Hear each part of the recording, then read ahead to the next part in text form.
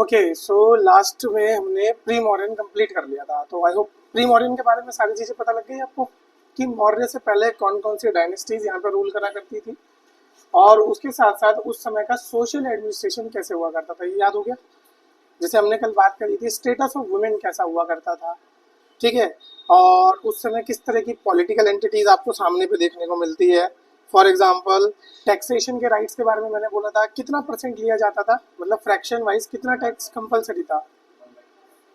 हाँ, 1/6 आपका टैक्स क्या हो गया था, कंपलसरी हो गया था, ठीक है। और हमने मनी के बारे में जाना था। मनी के बारे में दो सोर्सेज ने हमें बताया था, एक तो पन्निनी की अष्टधाई जो किताब है, याद रखना कभी कभी आपसे सीधा सीधा ऐसे ही पूछता है कि ऑथर और उनके टेक्स्ट ऐसे करके सवाल आते हैं ना। तो एक तो मैंने आपको कौटिल्य के बारे में बताया था, कौटिल्य की किताब का नाम अर्थशास्त्र, और यहीं पर आपको सेकंड देखने को मिल गई कौन, पन्निनी। पन्निनी की किताब का नाम अष्टधाई, ठीक है। उसके साथ साथ कॉइन के बारे में और कहाँ से पता लगा था, मतलब सबसे पहले जो कॉइन्स थे प्रॉपरली यूज किसकी डायनेस्टी में करना शुरू किया था हमने, कौन लोग आए थे जिनके बाद हमने पंचमार्क कॉइन्स यूज करने शुरू किए। यस, ग्रीक्स आए थे, ठीक है। इंडो ग्रीक्स को तब बोला जाने लगे ना जब वो इंडिया के आसपास आ गए थे। तो जो ग्रीक्स आए थे ये जब इंडिया के पास रहे, जैसे ग्रीक्स में कौन कौन थे, पार्थियन थे, शक थे, ठीक है, कुषाण थे। तो ये सब लोगों ने जब आके हमारा कौन सा part, north western part, modern day Pakistan और अफगानिस्तान वाली साइड आके अपना जब एम्पायर बनाया, तो ये सब कहाँ से कल्चर को लेके आए थे, ये सब लेके आए थे आपका ग्रीस से कल्चर को लेके आए थे।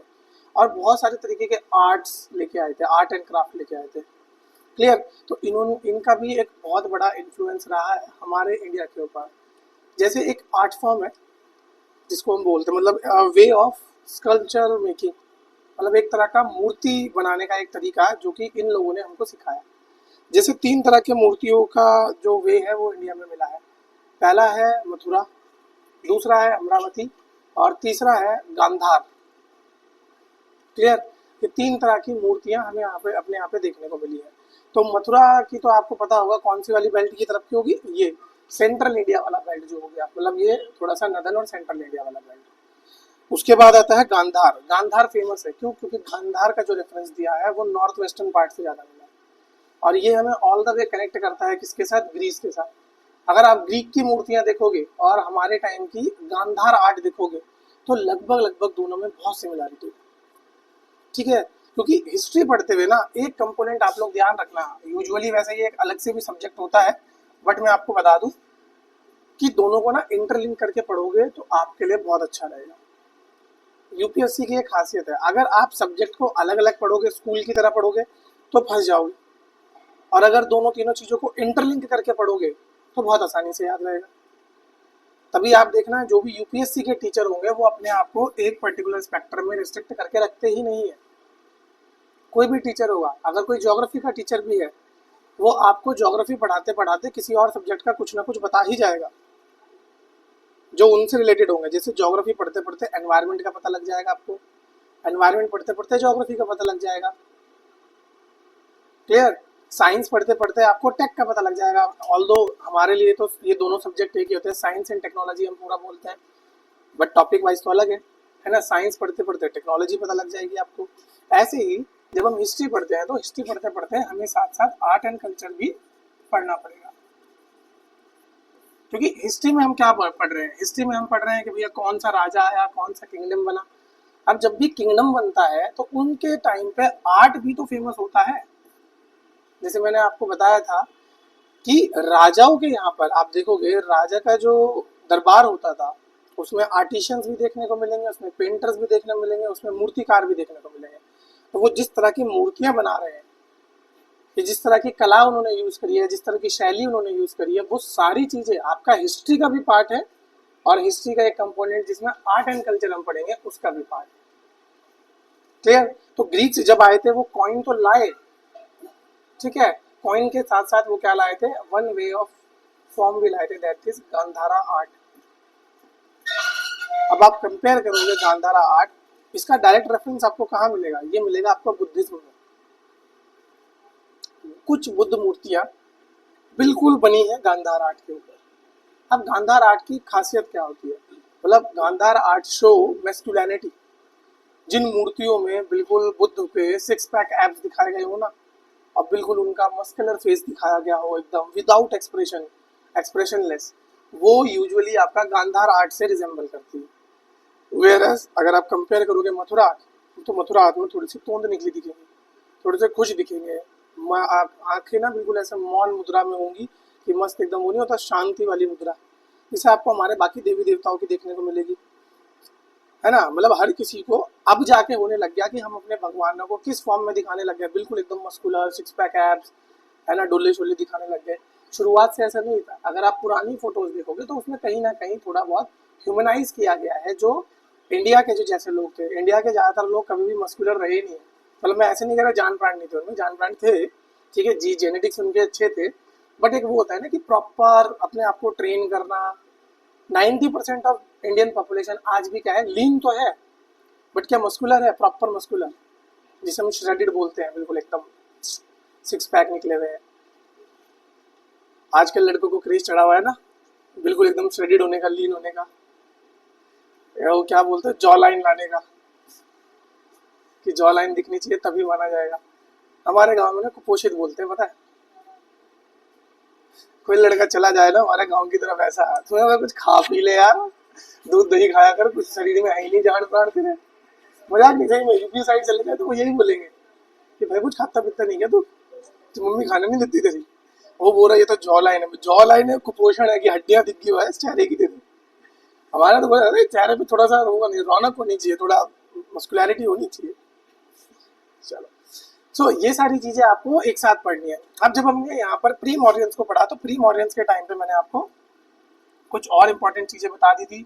आई होप किंगडम्स तो सारे याद होंगे। देखो ये 4 किंगडम्स बने थे हमारे, कौन कौन से, हरियंक, उसके बाद आया था नाग, उसके बाद आया था नंद, और उसके बाद आ गए थे मौर्य।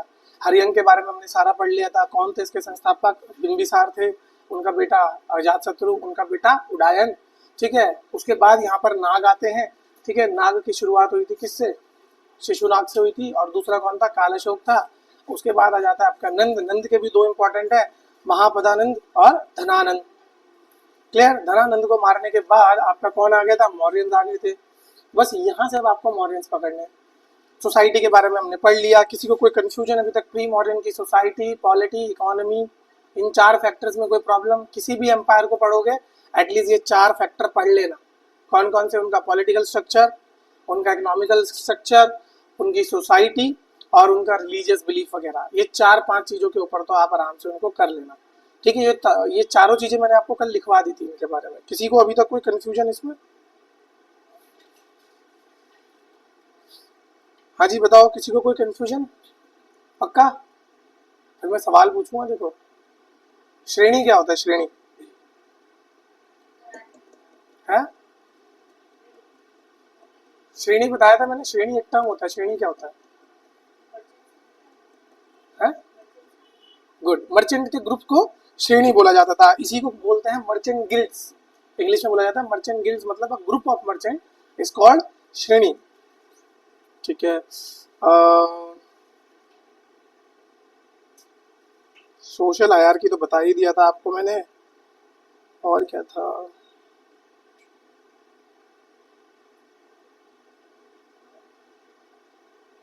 कैपिटल क्या थी मगध की,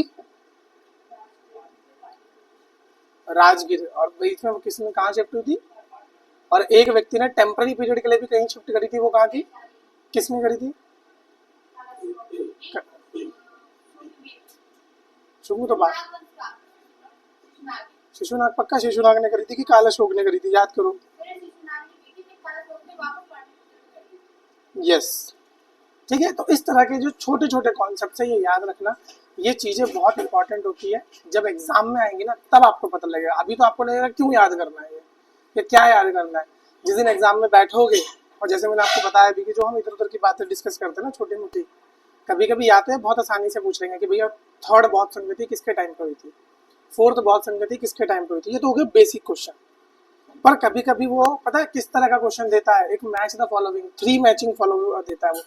फर्स्ट बुद्धिस्ट काउंसिल, यहाँ पर लिखेगा किस राजा के टाइम हुई, यहाँ पे लिखेगा कौन सा चेयरमैन था, और इनको इंटरमिक्स कर देगा, और आपको प्रॉपर कोडिंग के हिसाब से बताना है कि कौन सही है कौन सही नहीं है, ठीक है। जहां तक राजाओं की बात है, राजाओं के लिए मैंने आपको ट्रिक बताई है, ए के याद रखना, ठीक है। मतलब फर्स्ट बौद्ध संगति हुई थी तो कौन था, अजात शत्रु था, तो ए वहां से आ गया। सेकंड बौद्ध संगति हुई थी तो कौन था, काल अशोक था, तो के वहां से आ गया। थर्ड बौद्ध संगति हुई थी तो कौन था, अशोक था, तो ए वहां से आ गया। और फोर्थ बौद्ध संगति हुई थी तो कौन था, कनिष्क था, तो के वहां से आ गया। तो ए के याद रहेगा ये, पक्का। मैं ट्रिक्स बता देता हूँ, उसका मतलब ये नहीं कि आप खुद से मेहनत करना छोड़ दें, ठीक है, कोई बात नहीं। अगर आपको वैसे याद रहते तो बहुत बढ़िया। मतलब मैं तो थोड़ा नॉन नॉन क्या बोलते हैं, ह्यूमैनिटीज बैकग्राउंड का था, तो मेरे को इतना याद रखने की आदत नहीं थी। हम तो बचपन से साइंस वाले हैं, तो जल्दी जल्दी याद करने की आदत है कि एक वो होता है ना कि दिमाग का भी एक टेम्परमेंट बैठ जाता है, टेम्पो बैठ जाता है। मुझे साइंस की चीज़ें बहुत लंबी लंबी याद रह जाती है, कितनी भी बड़ी प्रोसेस हो साइंस की याद रह जाती है। सोचो मैंने C3 C4 साइकिल, आप लोगों को नहीं पता होगा, और हमारे BSc में होती थी, आधे घंटे में C3 C4 साइकिल एग्जैक्ट रटी थी मैंने। उसमें 15 एंजाइम हुआ करते थे, 3 उसके ट्रांसफर साइट हुआ करती थी, अगर किसी ने BSc करी हो यहाँ पे तो। और 4 जगह पे अलग अलग हमारे वो निकलते थे, पावर एंजाइम, सॉरी उन्हें बोलते थे हम FADH2 NADH2 ATP ADP, ये 4 जगह पे निकलते थे, एग्जैक्ट बना के आया था मैं। तो मेरे को साइंस का याद हो जाता है पर हिस्ट्री का कभी याद नहीं रहा, तो तब मैंने ट्रिक्स बनानी शुरू कर दी। और ये सारी जो है ना, ये ऐसी उल्टी सीधी ट्रिक्स, इनमें से कुछ मेरी हैं और कुछ पुराने लोगों की हैं। ध्यान रखना, यूपीएससी में बहुत काम आती है। अगर आपको याद हो जा रहा है तो बहुत बढ़िया, आप एक उस वाली ब्रीड के लोग हो जिनको पढ़ के याद हो जा रहा है, तो बहुत बढ़िया। पर मैं उनकी बात कर रहा हूँ जो 90% पॉपुलेशन में मेरे जैसे लोग आते हैं, जिनको पढ़ के याद ही नहीं होता, जो आज पढ़ेंगे कल भूल जाएंगे, ठीक है। जैसे यूजुअली, जैसे मैंने तीनों पीटक के बारे में एक ट्रिक बताई थी, ट्रिक याद है किसी को, क्या बताई थी? 3 पीटक थे ना, त्रिपीटक, उनका याद करने का बता, अभिधम पीटक, मैंने उनके याद करने की ट्रिक बताई थी कि किसमें क्या है, वो एकदम एग्जैक्ट याद हो जाएगा अगर आप लोगों ने ध्यान दिया हो तो। मतलब स्पेसिफिकली बोला नहीं था कि ये ट्रिक है, पर लिखते हुए मैंने आप लोगों को बोला था कि ऐसे याद कर सकते हो, जल्दी लिख लिया करो, बाद में काम आएगी। जब मैं चला जाऊंगा उसके बाद आपको ये ट्रिक्स ही याद आएंगी, कसम से, मजाक नहीं। मेरे को ट्रिक्स याद है, इसलिए मेरे को आज भी कॉन्सेप्ट लग जाते हैं। VRSTAP ऐसे करके कुछ बताया था मैंने, याद है ऐसा कुछ बताया था, तो ये भी तो ट्रिक ही है। क्योंकि अगर खुद रटने जाओगे और एग्जाम में गलती से कंफ्यूज हुए, ट्रिक्स पता किस लिए हेल्प करते हैं, कंफ्यूजन नहीं होने देती एग्जाम में। जैसे अभी कंफ्यूज हुए ना आप, वैशाली किसने, पहले आपने कालेश्वर बोला, फिर आपने शुंग बोला, फिर जाके आपको याद आया हाँ नागवंश का था, जो शिशु नाग था।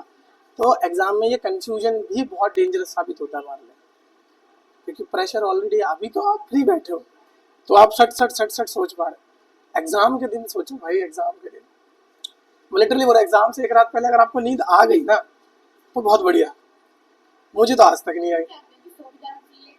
तो सो, तो सो के तो जाना चाहिए, पर सो कौन पाता उस दिन। अगर आप लोग यूपीएससी की तैयारी कर रहे हो तो आप लोगों ने एक मीम पेज तो फॉलो किया होगा, यूपीएससी मीम करके, देखिए। आप लोग दिल्ली नहीं गए ना, है ना, वो वाला है ना, आप लोग दिल्ली नहीं गए तो आपको पता नहीं है ऐसी छोटी छोटी चीजें।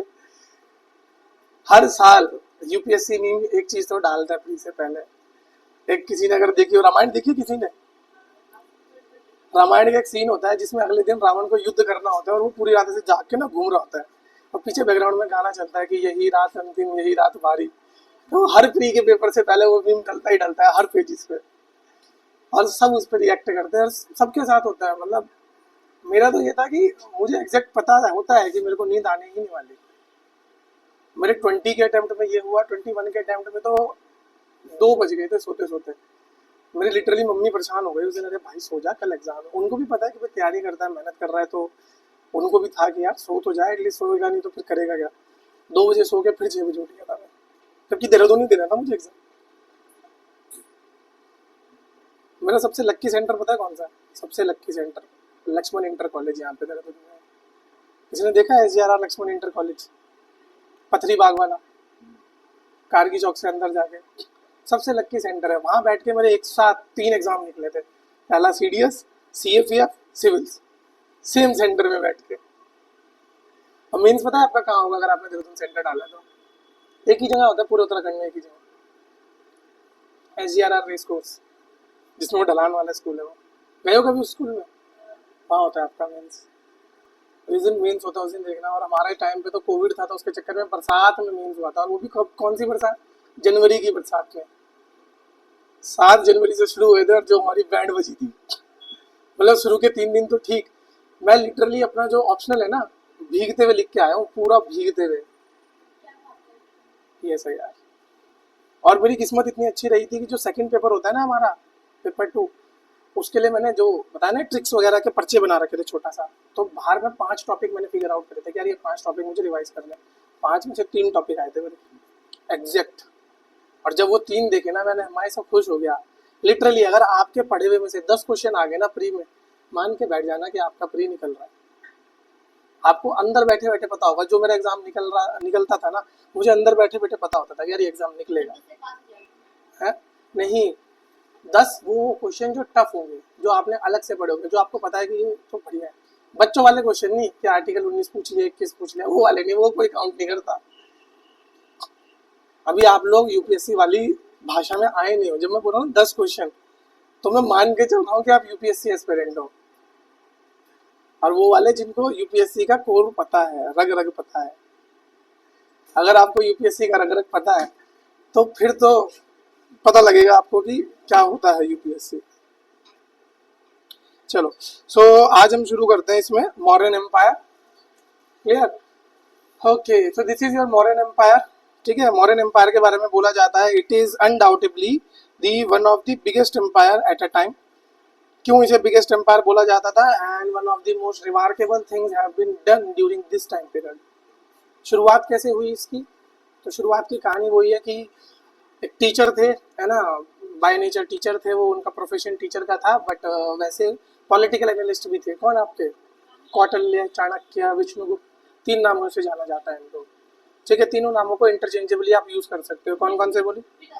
हाँ, कौटिल्य, चाणक्य एंड विष्णुगुप्त, ये 3 नाम उनके फेमस थे। तो इनकी बेइज्जती कर दी किसने? धनानंद ने। तो धनानंद को चैलेंज कराया कि भाई तेरे को गद्दी से उतारूंगा तो मैं ही उतारूंगा। अब खुद तो मतलब टीचर टाइप आदमी थे, खुद लड़ लुड़ तो सकते नहीं थे। उन्होंने बोला कि मैं ट्रेन करूंगा एक लड़के को। तो जब ये घूम रहे थे, मतलब जा रहे थे, तो इनको एक छोटा लड़का दिखा। और एक कहानी है चंद्रगुप्त मौर्य की कि चाणक्य ने चंद्रगुप्त मौर्य को क्यों चुना। किसी को पता है वो कहानी? मतलब एग्जैक्ट तो मुझे भी अभी रिकॉल नहीं हो रही है, बट एक बता देता हूँ कि एक कहीं पर 3-4 दोस्त थे। तो जब फैसला करने की बात आई, तो एक लड़के ने ना बहुत अच्छा फैसला किया, बिल्कुल ऐसा फैसला किया, जस्ट फैसला किया कि सब लोग उससे सेटिस्फाइड थे। हालांकि किसी का नुकसान भी हो रहा था उसमें, बट जिसका नुकसान भी हो रहा था ना, वो भी खुश था कि हाँ यार फैसला रीजनेबल लग रहा है। तो उसकी ये चीज़ देख के विष्णुगुप्त बहुत खुश हो गए, और उस बच्चे को बोला कि मैं तेरे को ट्रेन करूंगा और तेरे को एक दिन मगध का सम्राट बनाऊंगा। वो लड़का भी मजाक मजाक में बोले क्या बकवास कर रहे थे यार, कि मगध का सम्राट कौन बनाता है ना। अगर मैं आपको बोलूँ कि सीधा आपको बैंकर कैबिनेट सेक्रेटरी बनाऊंगा, आप भी बोलोगे यार कैसी बात करो, कैबिनेट सेक्रेटरी बनने में पता है कितना टाइम लगता है? इक्का दुक्का लोग ही पहुंच पाते हैं कैबिनेट सेक्रेटरी तक। 1 साल के एक बैच में से ना, कभी कभी तो ऐसा अच्छा कुछ बैच से तो जाएगा ही नहीं। क्यों? कैबिनेट सेक्रेटरी अगर आपको बनना है तो आपको 21 या 22 साल की उम्र में आईएएस बनना पड़ेगा। Only in that scenario you would be eligible for cabinet secretariat. Only in that scenario, अगर नॉर्मल सीनियोरिटी वाइज प्रमोशन की मैं बात करूं। हाँ, अगर किसी आपने कोई रिमार्केबल काम किया है, उस वजह से आपको प्रमोशन मिल गया है, जो कि मुश्किल है इंडिया में। At the end red tapism है, सीनियोरिटी बेसिस तो चलती है। कहीं कहीं पे आपके बस काम काम आ जाते हैं। तो जैसे एनएस से, पहले एनएस से कहाँ से आते थे? पहले हर चीज़ आईएएस करते थे इस देश में, हर चीज़। तभी आईएएस का इतना इम्पोर्टेंस होता था। हमारे माँ बाप के दिमाग में आईएएस आईएएस इतना क्यों भरा हुआ है? हर इम्पोर्टेंट पद किसके पास था? आईएएस के पास था। Cabinet secretary, chief secretary, NSA. आज के टाइम पे वो लाइन थोड़ी सी ब्लर हो रही है। आप देखोगे आपके जो एनएसए है वो कहाँ से है, मतलब कोर वो क्या करते थे? कौन है एनएसए हमारे? कहाँ से है वो? पौड़ी से है। आपके एक जनरल भी पौड़ी से ही हुआ करते थे, क्या नाम था उनका? अरे तो थोड़ी इज्जत दे लो यार, लेट जनरल विपिन रावत। ये जो कर्टसीज होती है ना, ये डालना सीख लो। जैसे कभी आप गवर्नर और प्रेसिडेंट का नाम ऐसे मत बोलना था, प्रेसिडेंट ऑफ इंडिया। वो तो हिंदी में, अगर हिंदी में बोल रहे हो तो ऑनरेबल प्रेसिडेंट ऑफ इंडिया। गलती से आप इंटरव्यू के टाइम बोलेंगे ना द प्रेसिडेंट ऑफ इंडिया, तो वहीं आपके वो जो कर्टसी होती है ना कि भाई इसको बेसिक टर्मिनोलॉजीज नहीं पता, उसके नंबर कट जाएंगे। जैसे मेयर को कभी मेयर नहीं बोलते, महापौर बोलते हैं अगर हिंदी में बोल रहे हो। हिंदी भाषी अगर आप हो तो आपको हमेशा महामहिम लगाना पड़ेगा। सीएम के आगे मत लगा देना, और खासकर गलती से भी मत लगा देना। सिर्फ दो ही पद होते हैं जिनको महामहिम बोला जाता है, एक तो the president of India and the governor of state. इसलिए बोल रहा हूँ कि कंफ्यूज मत करना, वहाँ पे प्राइम मिनिस्टर के आगे महामहिम नहीं लगता। ये बेसिक टर्मिनोलॉजीज है जो ऑल्दो आपको बाद में सिखा दी जाएंगी, बट अगर आपको पहले से पता हो ना तो एक अच्छा इम्पैक्ट शो करती है। ठीक है, तो अच्छा वो कौन सी फील्ड से थे, किसी को पता है? अरे आप क्या एनएसए के बारे में नहीं पता यार? कौन सी फील्ड से थे? पौड़ी से है कोई यहाँ? वाह बेटा वाह, आता न जाता चुनाव छाता में है। रॉ से थे वो? रॉ से पहले किस में थे? ओरिजिनली कहाँ से थे वो? यस, आईपीएस थे वो originally. Only person in the history of India और only person who is being a civilian and awarded with the Kirti चक्र।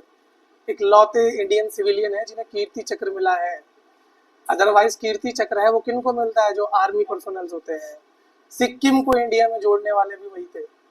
सिक्किम के टाइम पे ऑल्दो उनको बोला जाता है कि सिक्किम का जो जेनोसाइड था, अब इट इज कंट्रोवर्शियल है ना, मतलब ये मेरा ऑफिशियल स्टैंड नहीं है, ये मैंने कहीं सुना है, it is just an here से। ये हम जैसे का तरीका होता है कि कुछ बोलने के लिए ना पहले हम बता देते हैं कि मैंने भी सुन के बता रहा हूँ। It is just an here से कि लाइक कि जो सिक्किम था इंडिया में कब जुड़ा था सिक्किम? 76। कौन सा अमेंडमेंट किया था हमने?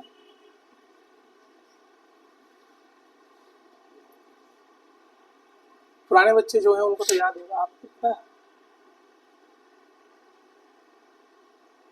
पता है कब जुड़ा था?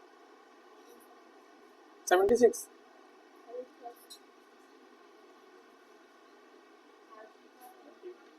और कॉन्स्टिट्यूशनल अमेंडमेंट कौन सा किया गया था उसके लिए? संवैधानिक संशोधन।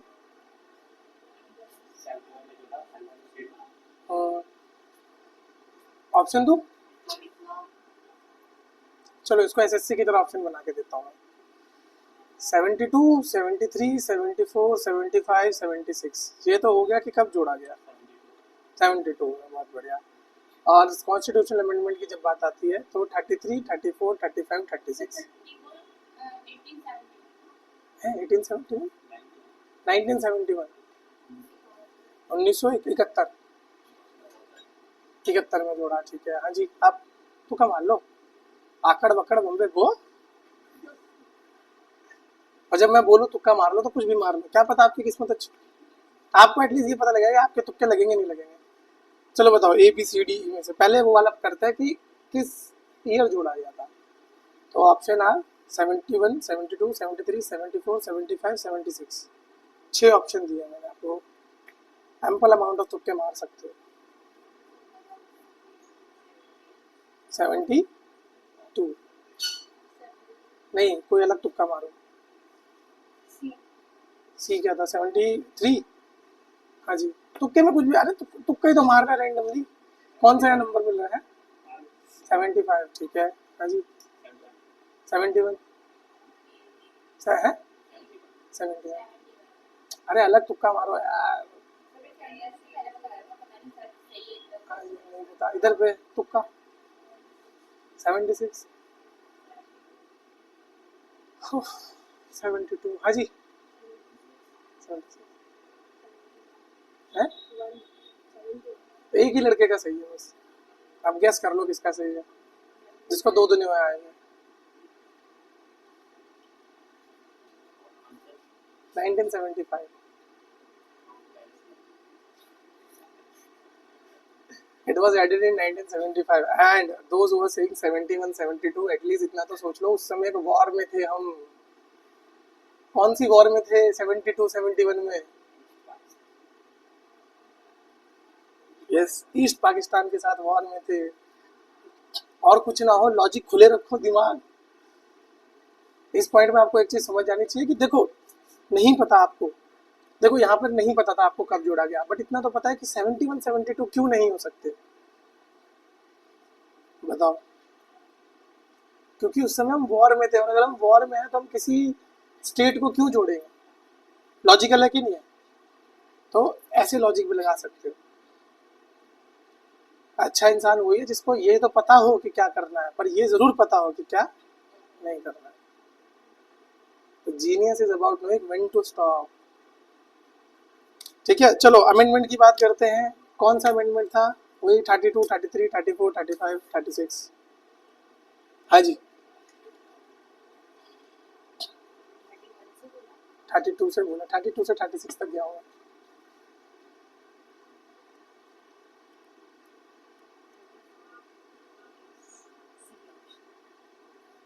34 बी ऑप्शन, 33, 36। हाँ जी,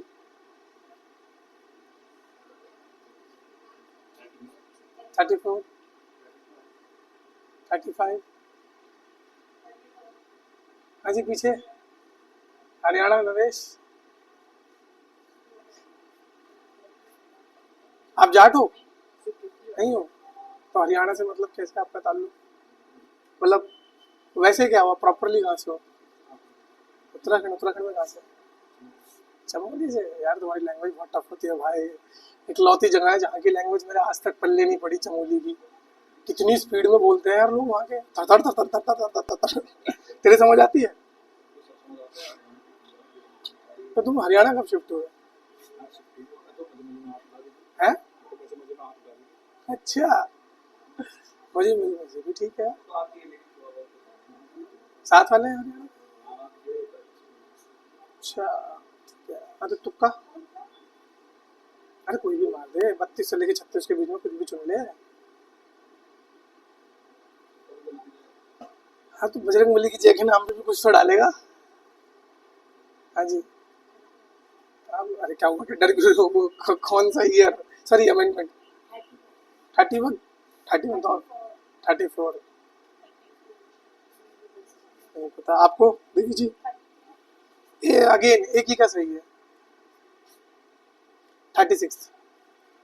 ठीक है, याद रखना, दैट इज 36। चल, सो हमारा जो एम्पायर रहा है, यानी कि मगध मौर्यंस का जो एम्पायर रहा है, it is a very big empire. ठीक है, एक्सटेंड देख लो इसका कहाँ से कहाँ तक है, तो ऑल द वे फ्रॉम यहाँ पे बलूचिस्तान, इधर वेस्टर्न साइड पे आप देखोगे बलूचिस्तान, टिल कहाँ तक आपका, चोला की टेरिटरी तक, मतलब सदर्न इंडिया इन्होंने पूरा कैप्चर कर लिया, देवगिरी वगैरह ये सब कैप्चर कर लिया था। बट ऐसा नहीं है कि साल भर या पूरे एम्पायर के टाइम पे यही मैप था। ये मैप कब था? जब ग्रेटेस्ट एक्सटेंड था, मतलब this was the map during Ashoka, Ashoka के टाइम पे था। और ये इसलिए भी इम्पोर्टेंट है क्योंकि ये सेम मैप आपका जब लोकसभा रिसेंटली इनॉग्रेट हुई थी, उस समय इस मैप की एक चित्र जो है, या इस मैप की एक मेटल पे एनग्रेविंग कहाँ पे लगाई गई है? लोकसभा और न्यू पार्लियामेंट हाउस में लगाई गई है। ये उस समय भी फेमस हुआ था और अशोक के ऊपर क्वेश्चन पूछा था। तो सोर्स ट्रैक करना तो आपके लिए आसान है। अगर नया सोर्स ट्रैक करना है कि इस बार पेपर में क्या आने वाला है, तो द हिंदू या इंडियन एक्सप्रेस उठा के बैठ जाओ और पढ़ना शुरू कर दो।